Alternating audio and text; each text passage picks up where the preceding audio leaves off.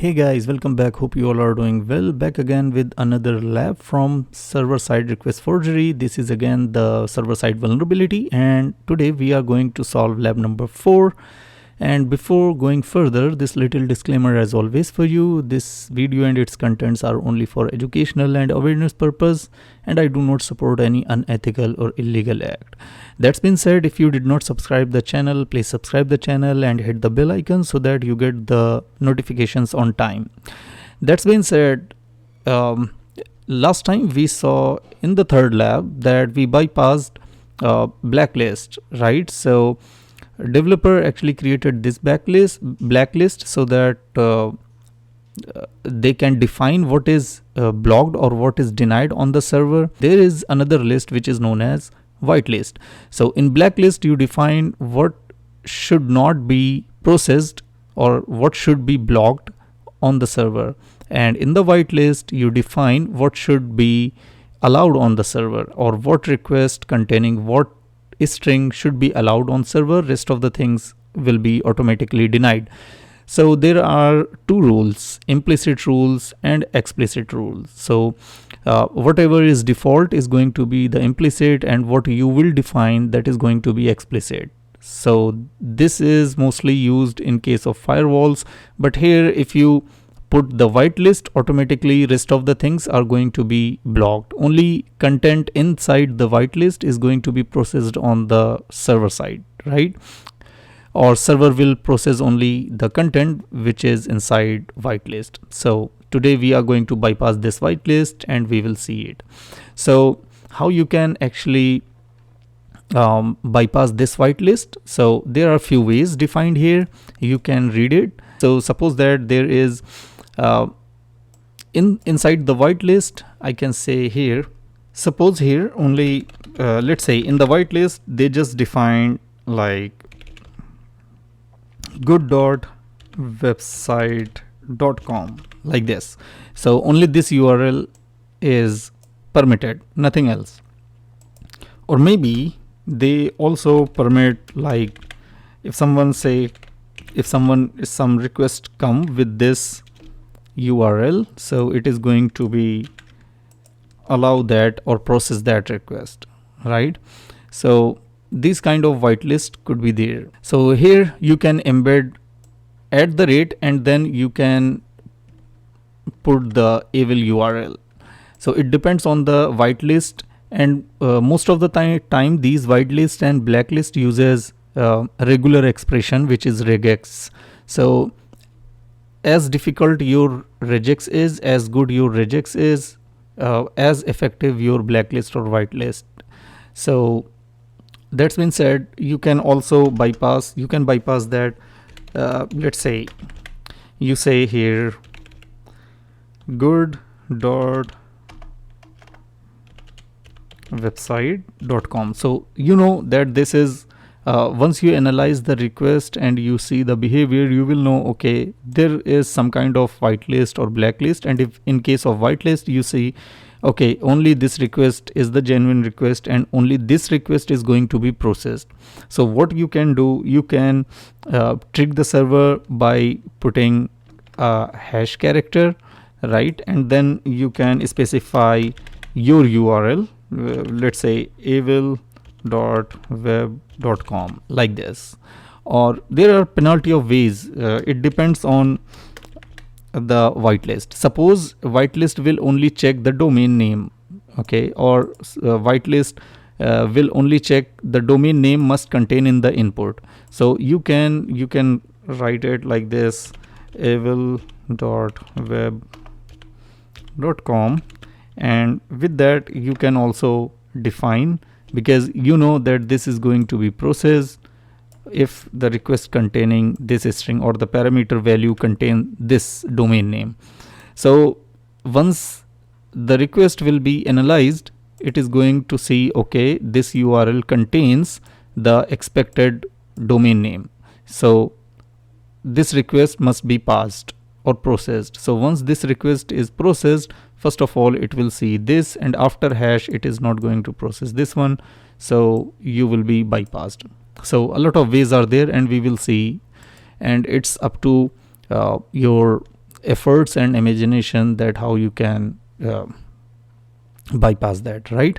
So the second case is you can use hash character to indicate a URL fragment. For example, like you can see, as I defined before, that with the hash character you can put the expected domain name, and here before this you can put the server which is controlled by the hacker or threat actor.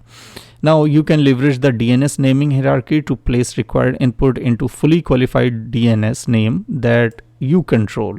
So you can also try this. Let's copy that and come back here. You can also put this.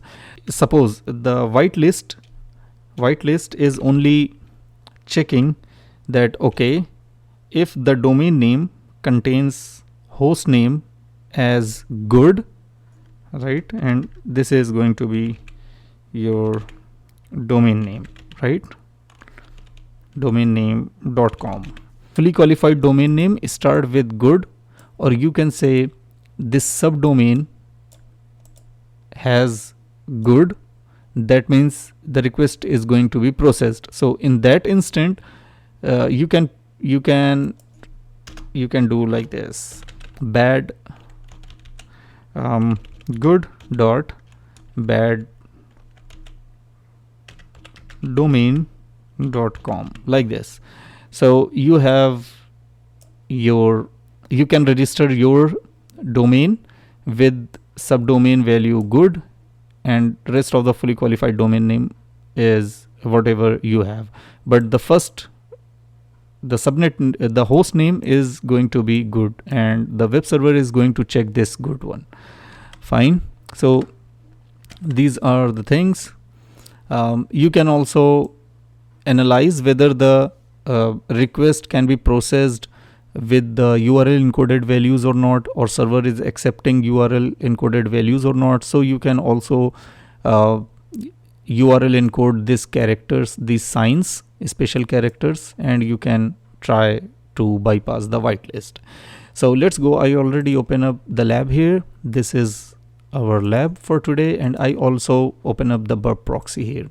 Now I'm just going to manage a bit so you can see both of the windows simultaneously. Now let's choose any of these product. Oh, sorry, I missed it. So make sure your burp proxy is enabled on the browser. Just refresh this request, and here we get the get request. Right now we need to go down, scroll down, and check a stock. So once you check a stock, similar as previous labs, you get here a post request for the stock check. Now if you see closely, there is a parameter stock API which has a value that is a URL. So there could be a chance for SSRF. So I'm going to send first of all, let's just take this and send this to decoder so that we can clearly see what is actually the URL is. Now click on smart decoder, and here you have everything in clear text. So, and once you see the request here, you can see there are URL encoded values there. That means server can process these URL encoded value, and this is another very effective or very important information. So you must take care of each and everything. You must see closely. So that's been said, come to the decoder. Here we have everything. So I'm going to just copy that and back again to the mousepad, paste that. Now come back here, go to proxy and send this request to the repeater, and just hit send button so that we will know, okay, it's working fine. Now the thing is, I'm going to, instead of that, I'm going to put here the clear text value so that you can understand very well. Okay, now domain is this, and this is the subdomain. Fine. So that means once we try to check the stock, it is going to send a request to another server on port number 8080. Now if I, let's say, I'm going to say okay .1, and just send this request. So once you send this request, you can see here external stock check host must be this. That means the server is checking this value, and once it's checking this value, it's saying that you are not passing this domain name. Fine. So that means server must know this one. If the server see this value, only then it's going to process the request. So I'm going to copy this and let's try a few things.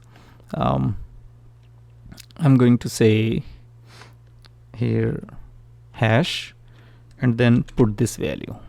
Fine. Now let's send this request again, and it's again saying that must be. So try a few more things. Okay, let's try @.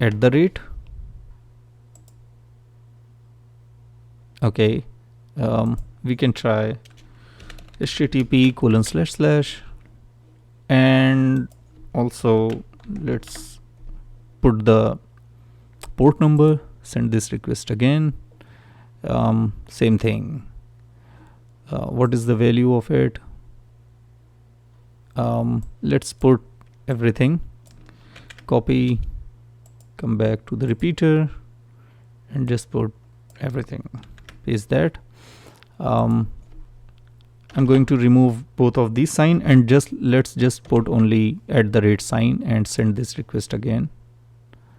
Okay, take this out, send this request again, and now you can see the response is different from before. Now it's saying only missing parameter. So let's try here, let's say hash, send this, and again the same problem. So that means it's not accepting hash value, or maybe cannot process the hash. So I'm going back to the decoder and let's just put here hash and encode it as URL. So once you encode hash, its value is %23. So hash, its value is %23. Now let's try %23.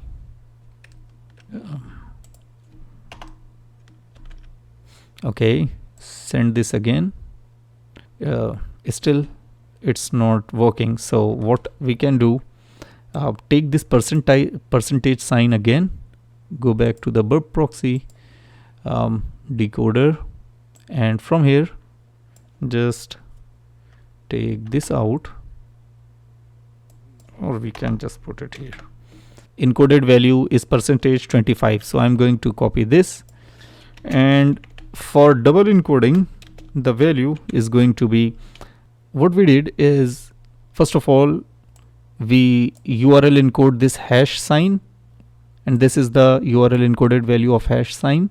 Now we encode just this percentage sign, and the URL encode value of percentage sign is this. So now if we create the double encoded value of hash, so it's going to be like this.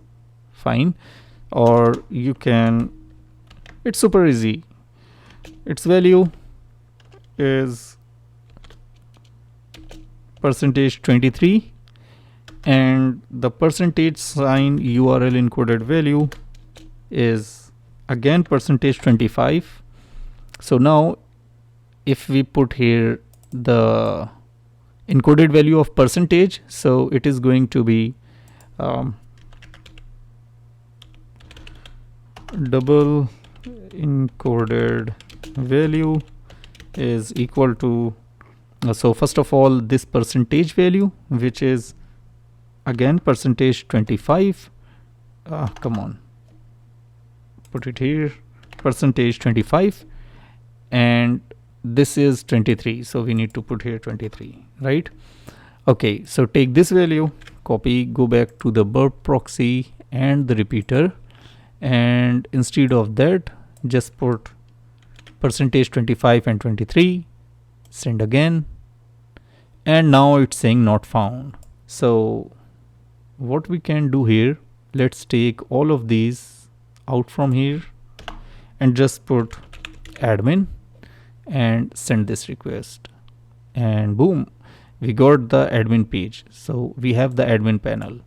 Now in real life scenario, once you reach up to here, what is going to be your next move is going to be the directory fuzzing. And once you got the directory, then the next move is going to be file fuzzing.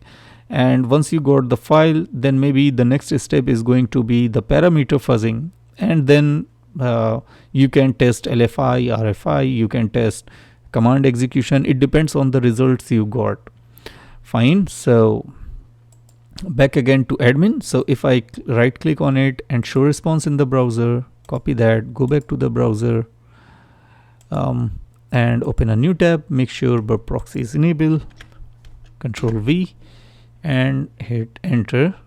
And here you can see we have the admin panel, Carlos user and Wiener user.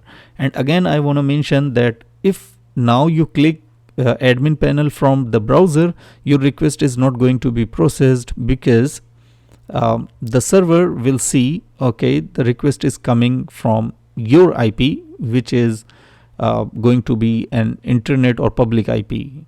Fine.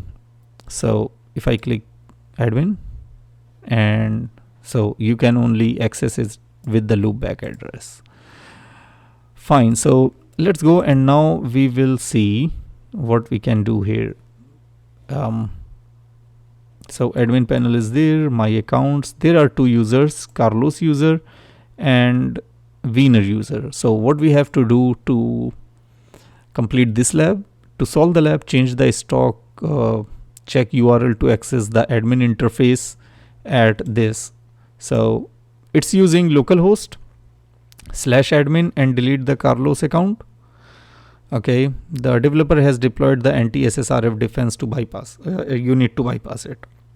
So we already bypass it, but according to the lab, they give us this thing, this URL. So let's try this one, and we will see if we can access with this or not.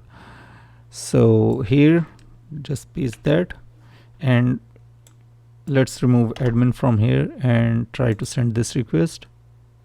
No, it's not working. Let's take out from here and send this request.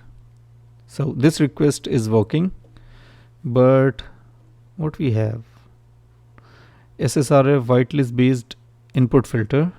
Okay, this is from the we got the admin panel without putting here admin. How is that possible? So we are in home.